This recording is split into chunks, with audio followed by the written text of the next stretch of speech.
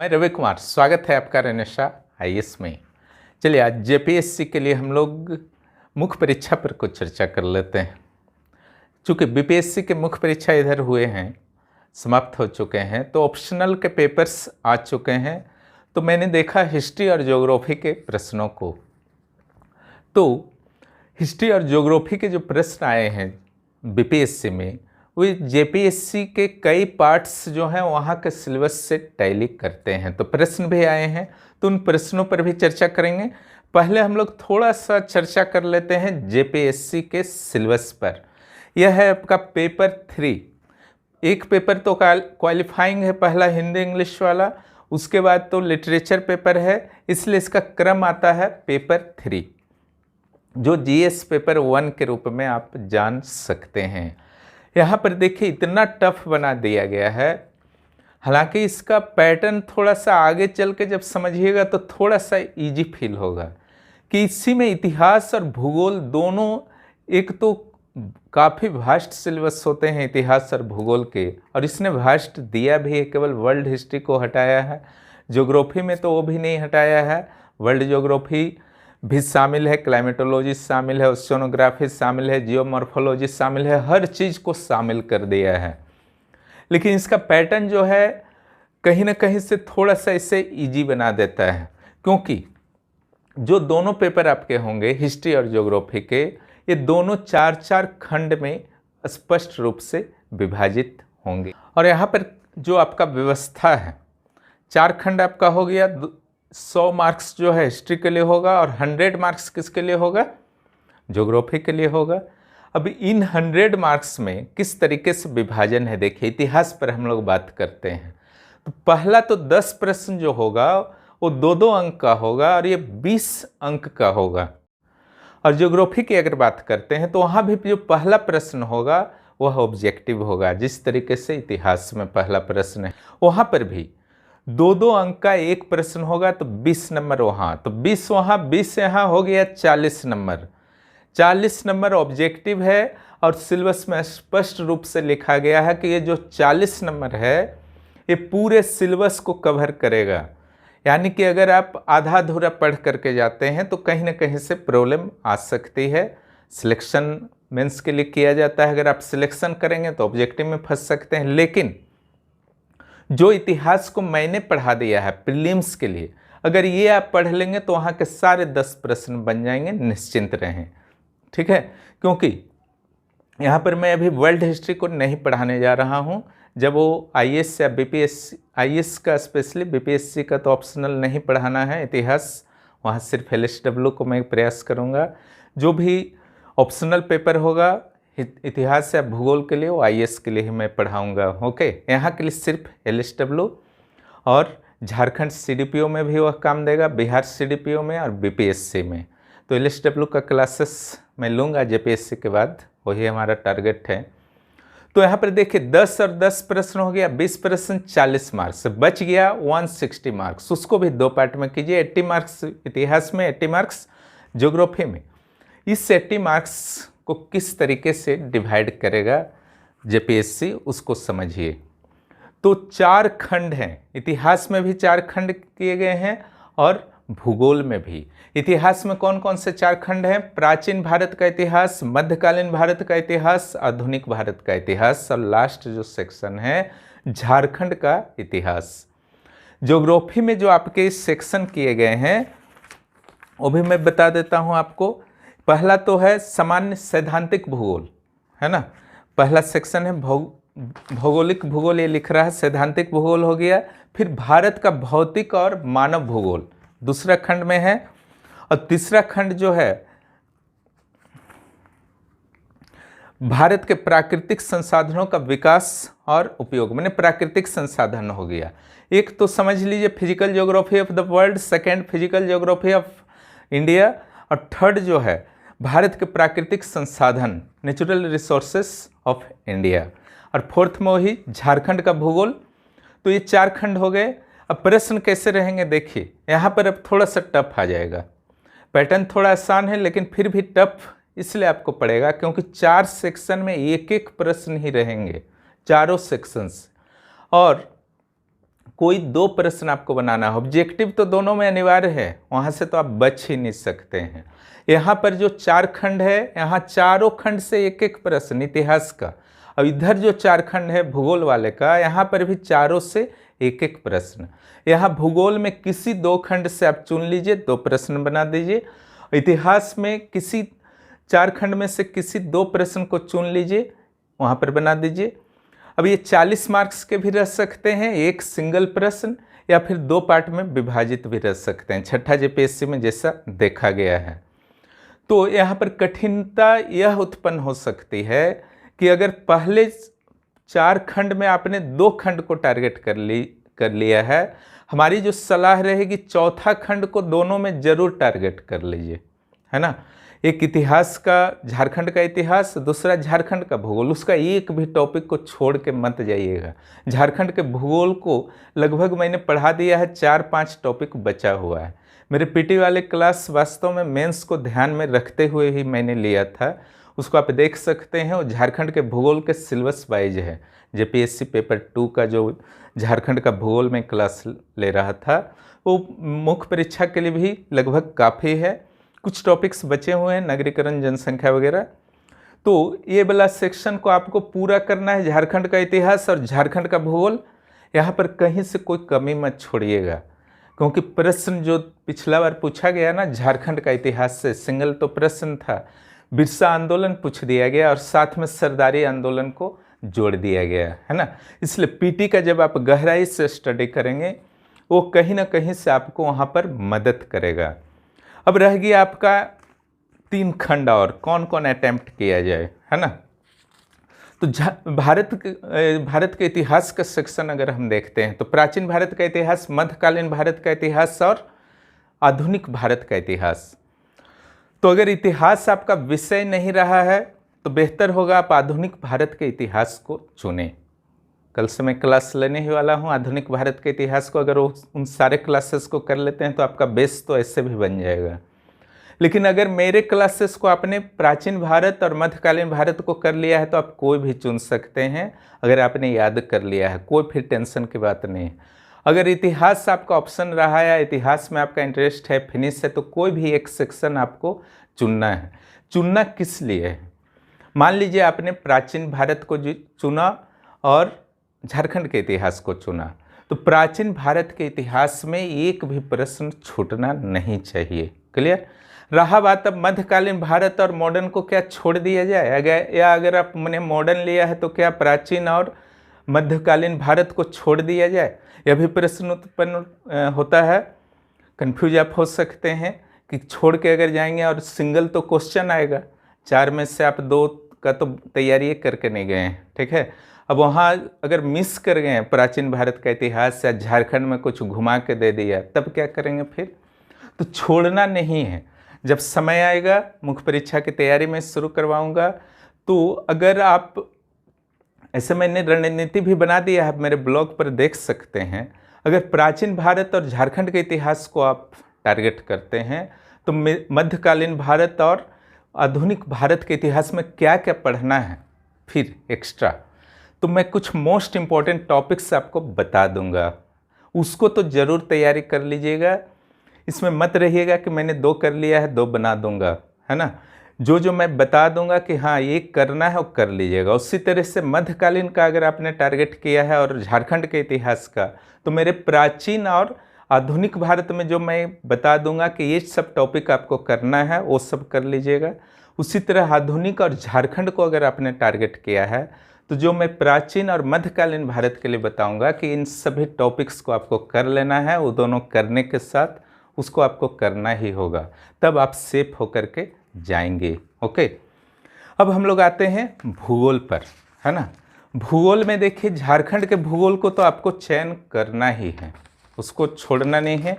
रह गया इधर, तो देखिए अगर कौन सा बेस्ट है, मार्किंग कहाँ पर ज़्यादा आता है, अगर उस दृष्टि से देखा जाए तो निश्चित रूप से फिजिकल सेक्शन जो होता है ज्योग्राफी का, वो बहुत ही ज़्यादा मार्क्स आपको देता है। अगर आप में क्षमता है डायग्राम बनाने का, मैप बना करके हर चीज़ को दिखाने का, क्योंकि इसे सेमी साइंटिफिक सब्जेक्ट भी ज्योग्राफी को कहा जाता है। जब भी इंजीनियरिंग या मेडिकल करके जो कैंडिडेट्स जाते हैं यूपीएससी को अटैम्प्ट करते हैं, बीपीएससी जेपीएससी को करते हैं, अगर ऑप्शनल की जहाँ पर भी किसी भी आयोग में चाहे यूपीपीसीएस हो, ऑप्शनल अगर वहाँ है पर तो उन लोगों का पहला पसंद जो होता है ज्योग्राफी होता है ना।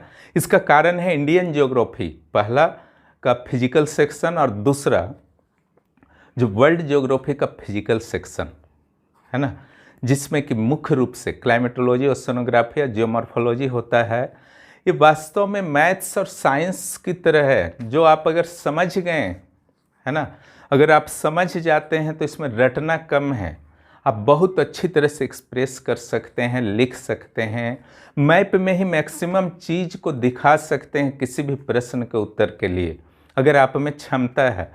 अगर ये क्वालिटी आप में है तो मैं हमेशा सलाह दूंगा, इंडिया का फिजिकल ज्योग्राफी से बेहतर है चयन आपको करना है जो वर्ल्ड का फिजिकल ज्योग्राफी यानी कि खंड ए है ना, सामान्य सिद्धांत थ्योरेटिकल ज्योग्राफी। तो इसमें जैसे आपका चाहे पृथ्वी का उत्पत्ति हो, प्लेट टेक्टोनिक हो, या फिर चट्टान से रिलेटेड हो, रॉक्स से रिलेटेड हो, या फिर जो भी अपर्दनकारी शक्तियाँ हैं, शुष्क अपर्दन हो जैसे हवा हुआ, पानी हुआ, समुद्री वेव्स हुआ, ग्लेशियर्स हुए, हिमानी, तो इस सारा का सारा इंक्लूड कर दिया है। इसके साथ ही डेविस और पेंका का है ना, डेविस और पेंका का सिद्धांत को भी आपको पढ़ना है। इसके अलावा आपका महाद्वीपीय सिद्धांत पढ़ना है। तो ये सारा का सारा लगभग डाल दिया है। डेविस और पेंका का सिद्धांत भी है तो बहुत ही इंटरेस्टिंग है। अगर आप समझ गए तो इतने अच्छी तरीके से लिख देंगे कि उसमें काफ़ी मार्क्स आपके आने की संभावना काफ़ी है। उसके अलावा ऊष्मा बजट भी आपका दिया हुआ है। उसके अलावा वर्षा से रिलेटेड पूरा सेक्शन ही डाल दिया है, बाष्पीकरण, संघनन।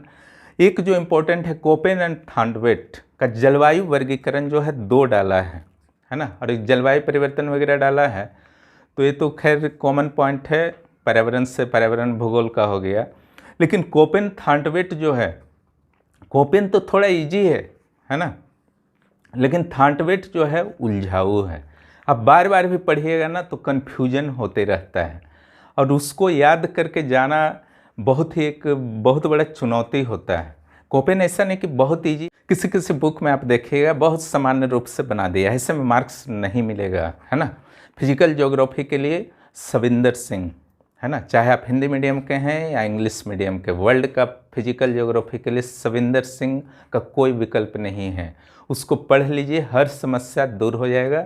लेकिन उसको समझना इतना आसान नहीं है। जब भी मैं क्लासेस लूँगा उसको ज़रूर अटेंड कीजिएगा, एक एक टॉपिक को मैं क्लियर करा दूँगा, कहीं कोई दिक्कत नहीं आएगा। अब रह गया कि अगर आपका लगता है इंटरेस्ट है, आप या तो आप पढ़े हैं या नहीं पढ़े हैं, लेकिन आपको कुछ समझाता है तो समझ जाते हैं, आपको लगता है कि हम कर लेंगे, तो निश्चित रूप से खंड ए को झारखंड के भूगोल के साथ आप चयन करें। लेकिन आपके पल्ले नहीं पड़ रहा है ना, physical geography of the world, उसका थ्योरी सारा का सारा नहीं पढ़ रहा है, तो निश्चित रूप से आपको इंडियन ज्योग्राफी की ओर आना चाहिए। अगर सिद्धांत से आपको डर लगता है, ज्योग्राफिकल थ्योरी वगैरह से, तो आपको जो है ले लेना चाहिए सीधा नेचुरल रिसोर्सेस ऑफ इंडिया, खंड ग और खंड घ। क्लियर, ये आपका होगा। लेकिन अगर सिद्धांत जो है वर्ल्ड वाले समझने में दिक्कत आ रहा है, लेकिन इंडिया का मानसून उनसून समझ जाते हैं, विशेष समस्या नहीं आती है, तब आप खंड ख भी चुन सकते हैं, पार्ट बी भी चुन सकते हैं झारखंड के भूगोल के साथ। लेकिन फिर वही रूल यहाँ पर भी अप्लाई होगा जो मैंने हिस्ट्री में बात किया। भले ही आप झारखंड के भूगोल के साथ खंड ए को चुने, तो बी और सी में भी आपको जरूर पढ़ना है। झारखंड के भूगोल के साथ खंड बी को चुने, यानी कि फिजिकल ज्योग्राफी ऑफ इंडिया को चुनते हैं, तो भी आपको ए और सी से कुछ सिलेक्टेड टॉपिक्स को जरूर पढ़ना है।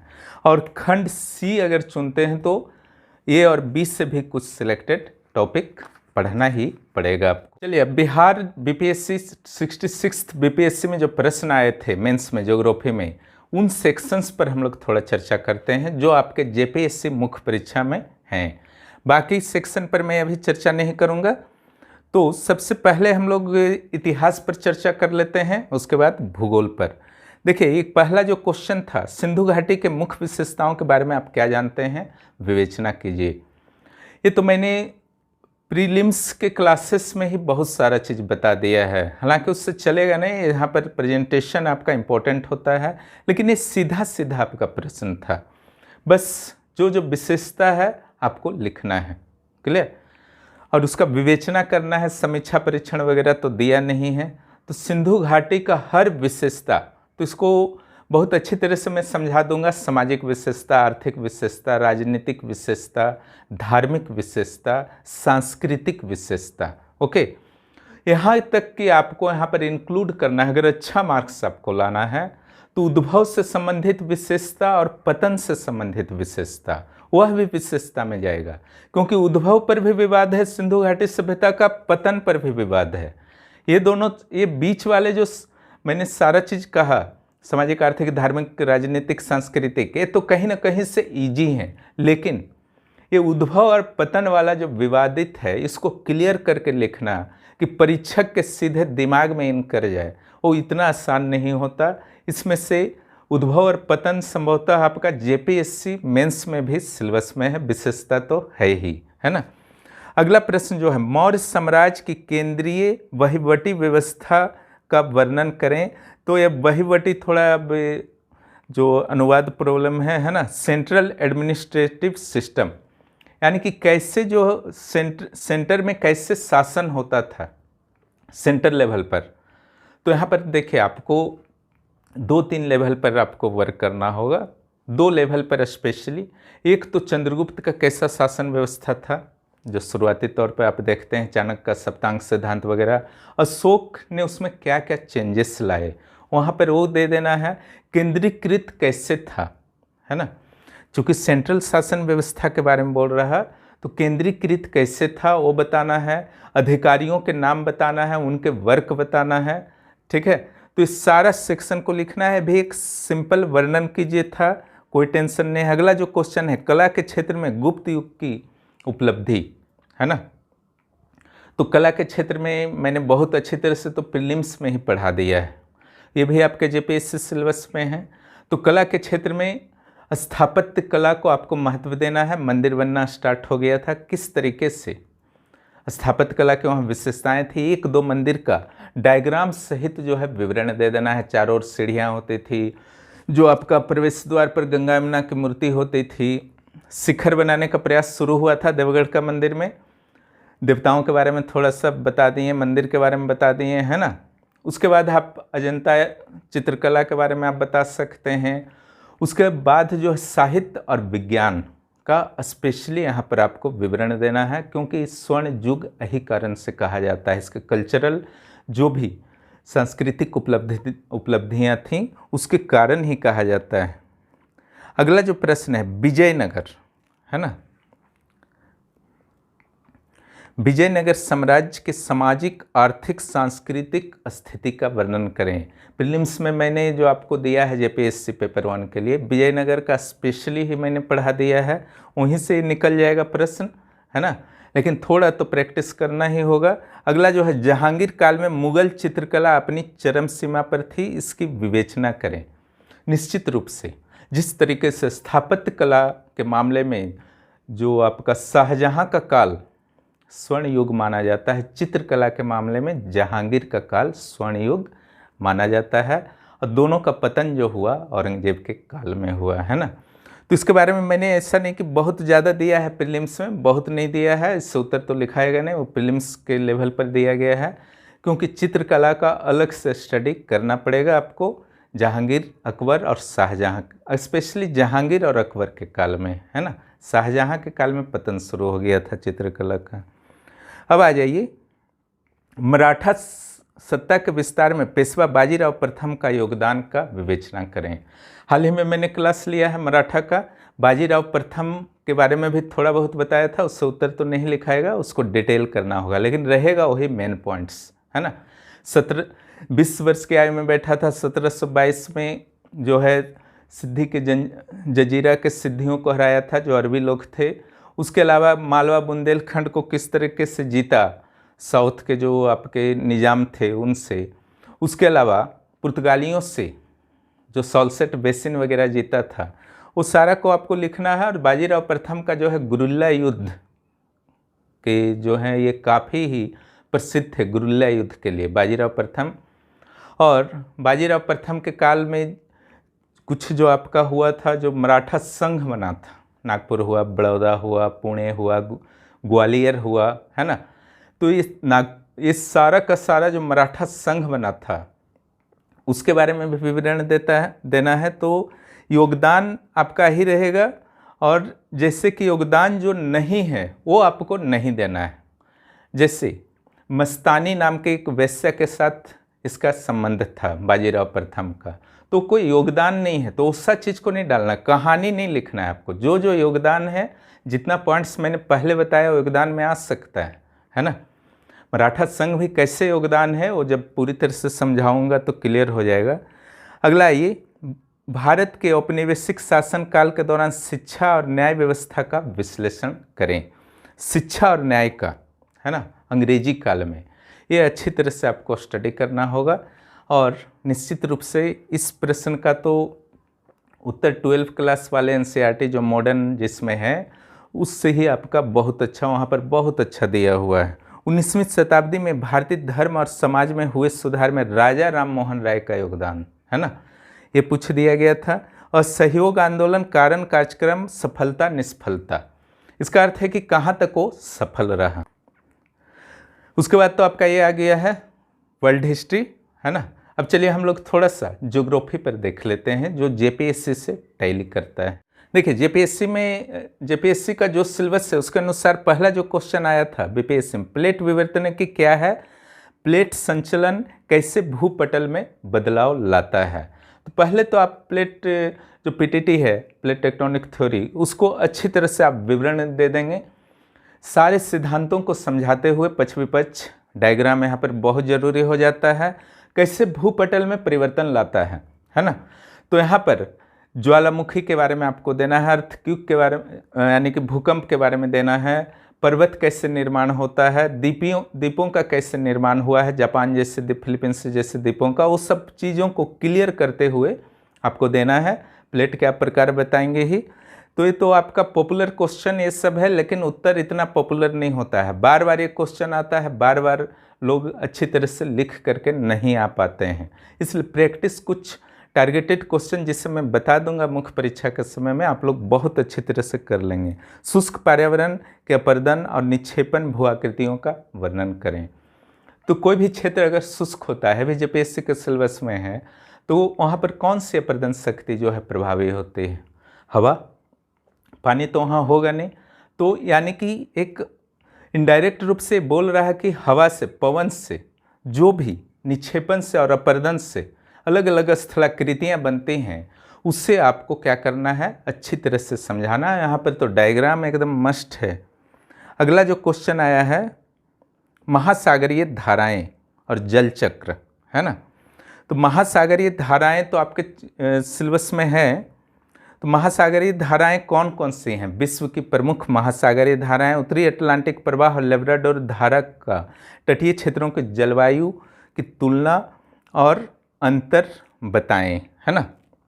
तो देखिए पहले तो ये बोल दिया विश्व की प्रमुख महासागरीय धाराएं कौन सी हैं, और इसमें जो मार्क्स दिया है आपका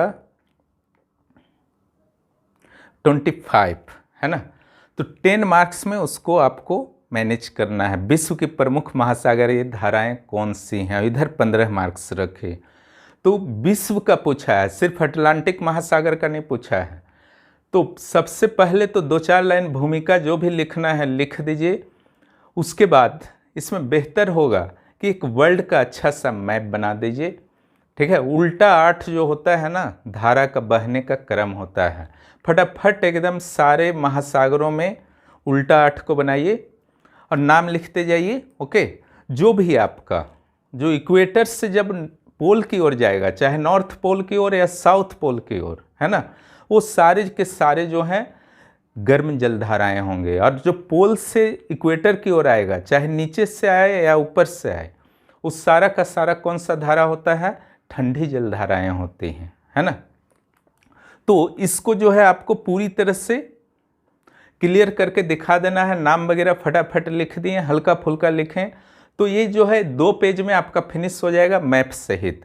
ज़्यादा कीजिएगा टाइम नहीं मिलेगा, क्योंकि नीचे भी लिखना है ना। ये वाला जो है काफ़ी अच्छा से लिखाता है कि तटीय क्षेत्र में जलवायु पर क्या प्रभाव पड़ता है। एक अटलांटिक प्रवाह जो आपका होता है वो गर्म जलधारा होता है, लेब्राडोर धारा जो होता है ठंडी जलधारा होता है ना। ये कंसेप्ट हमेशा याद रखिएगा, गर्म जलधारा जब कोस्ट से गुजरता है तो वर्षा होता है कोस्टल रीजन में, और जब ठंडा जलधारा आता है किसी भी कोस्ट में तो वहाँ पर मरुस्थल पाया जाता है। पूरे विश्व का ये रूल है, कभी चेंज नहीं हो सकता है, क्योंकि ठंडे जलधारा के कारण वहाँ पर वाष्पीकरण नहीं होता है और वर्षा नहीं हो पाता है। तो सबसे मेन प्रभाव है ना। इसके अलावा बहुत सारे प्रभाव हैं, उस पर चर्चा करेंगे। अगला जो आपका है पूरी तरह से मानव भूगोल से है, वो तो डाला नहीं है, ये भी नहीं है। हाँ, भारत से आ जाइए। भारत के मुख्य भूप्राकृतिक खंड कौन से हैं? हिमालय की विभिन्न श्रेणियों और धरातलीय कृतियों का विवरण दें। तो ये आपका मुख्य फिजियोग्राफी से पूछ दिया है ना। जो उत्तर का मैदान है, पठार है, कोस्टल हो गया, द्वीपीय क्षेत्र हो गया है ना, और उत्तर पर्वतीय क्षेत्र हो गया। उस सारे के वर्णन करने के साथ साथ हिमालय के तीनों श्रेणियों का पूरी तरह से विवरण देना है, उसके धरातल के बारे में भी बताना है ना। कौन सा चट्टान है, किस तरह से आग्नेय चट्टान ने वहाँ पर ये का काम किया है, ठीक है। तो इस सारा का 2 पार्ट में आपको करना है, 25 मार्क्स का है। उसके बाद जो क्वेश्चन आपका आ रहा, भारत में जनजातीय जनसंख्या के भौगोलिक वितरण का विवरण दें, है ना। यहाँ पर पूरे नॉर्थ एक तो मैप आपको बना देना है। ये वाले क्वेश्चन में मैप बना दिए, कौन सी जनजाति कहाँ पर है, ठीक है, और क्यों है, उनकी क्या विशेषता भी आप यहाँ पर डाल सकते हैं, ठीक है। क्वेश्चन का नेचर से ही लग रहा, सारे का विशेषता, जैसे झारखंड में है तो संथाल जनजाति हुआ, उरांव हो, 2-3 जनजाति यहाँ पर हो गया, या फिर कश्मीर में आप जाते हैं गद्दी हो गया, साउथ तमिलनाडु में जाते हैं टोडा हो गया, नील की खेती के लिए प्रसिद्ध है। तो इस ढंग से सारे का आप मैप में दे देंगे। अब यहाँ पर नीचे में पॉइंट वाइज उनके बारे में कुछ विवरण देते जाइए, है ना। अब वितरण क्यों है ये भी दे सकते हैं, क्योंकि सिंपल विवरण है, अच्छी तरह सोचिए, 2-4 पॉइंट बना लीजिए दिमाग में, उसी को डील कर देना है। अगला जो क्वेश्चन है, भारत के वन आधारित मुख्य उद्योग और उसके भौगोलिक वितरण का विवरण दें, है ना। पहले कौन कौन प्रमुख उद्योग हैं उसके बारे में लिखिए, जैसे कागज़ हो गया, या फिर आपका सिलाई उद्योग हो गया, बीड़ी वगैरह हो गया, है ना। उस सारा का एक लाइन से प्लाईवुड हो गया, इस सारा का एक लाइन से लिख दीजिए, उसके बारे में विवरण दीजिए। विवरण मीन्स कहाँ कहाँ पाया जाता है, क्यों पाया जाता है, क्या उसके लिए सकारात्मक जो है ज्योग्राफिकल कंडीशंस हैं, सारा देना है। उसके बाद दूसरा सेक्शन जो है उसका भौगोलिक वितरण, है ना, ये आपका कवर हो जाएगा एक साथ। उसके बाद जो है आपका झारखंड से और नहीं मिल रहा है, बिहार का कुछ क्वेश्चन है ना। एक तो आता ही है बिहार में, हमेशा बीपीएससी में आता है, भारत में विकास स्तर में प्रादेशिक असमानता के मुख्य कारण क्या हैं। ये अक्सर वहाँ पर आता है ना। और बार बार अगर आप बार बार गलती करके आ रहे हैं, अच्छी तरह से नहीं लिख पा रहे हैं, तो आपके वीकनेस है, ऐसा नहीं करना है। ये क्वेश्चन को, प्रादेशिक असमानता को थोड़ा सा सीरियसली लेना है। इस संदर्भ में पर्याप्त आंकड़े आपको इंतजाम करने हैं, ताकि आपका उत्तर जो है अच्छा हो सके, प्रेजेंटेशन अच्छा हो सके। पिछले 10 साल का अगर बीपीएससी का क्वेश्चन देखेगा तो 3-4 बार ज्योग्राफी में पक्का आ चुका है ना, प्रादेशिक असमानता। तो आपने देखा कि किस तरीके से क्वेश्चन आ रहे हैं, और उसी तरीक़ा से आपको मुख्य परीक्षा की जेपीएससी की भी तैयारी करनी होगी, फिर आपकी सफलता सुनिश्चित हो सकेगी।